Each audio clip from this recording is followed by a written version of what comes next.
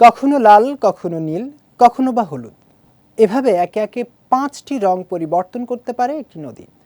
শুনতে অবিশ্বাস্য মনে হলেও দক্ষিণ আমেরিকার অদ্ভুত এই নদীটিকে বলা হয় পৃথিবীর সবচেয়ে রঙিন নদী। বৈচিত্র্যময় নদীটি নিয়ে বিস্তারিত জানাচ্ছেন সৈয়দ নওশাদ। আমরা সবাই জানি গিরগিটি এমন একটি প্রাণী যা নিজে থেকে রং বদলাতে পারে, কিন্তু কখনো কি কোনো নদীকে নিজের রং বদলাতে শুনেছেন? তাও একটি দুটি নয়, মোট 5টি রঙে নিজেকে রাঙাতে পারে একটি নদী। বলছি কলম্বিয়ার ক্যানো ক্রিস্টালস নদীর কথা।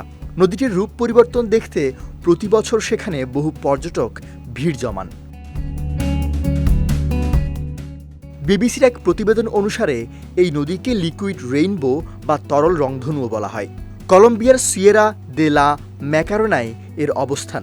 বছরের সাধারণ দিনগুলোতে ক্যানো ক্রিস্টালস নামক এই নদী ঢাকা থাকে সবুজ শ্যাওলায়, তবে গ্রীষ্ম ও শীতের মাঝে লক্ষ্য করা যায় এর রং পরিবর্তন। জুন থেকে নভেম্বর পর্যন্ত নদীর পানি হয়ে ওঠে লাল, হলুদ, সবুজ, নীল ও কালো। প্রকৃতির এই বিস্ময়কর দৃশ্য পর্যটকদের মন মাতিয়ে তোলে।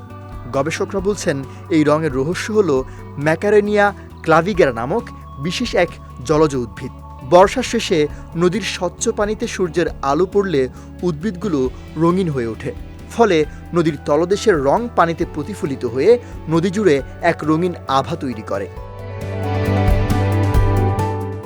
পর্যটকদের আকৃষ্ট করলেও নদীটির এই অলৌকিক সৌন্দর্য সুরক্ষায় কলম্বিয়া সরকার বেশ কঠোর। তাই নির্দিষ্ট সময় ছাড়া বৈচিত্র্যময় এই নদী ভ্রমণ নিষিদ্ধ।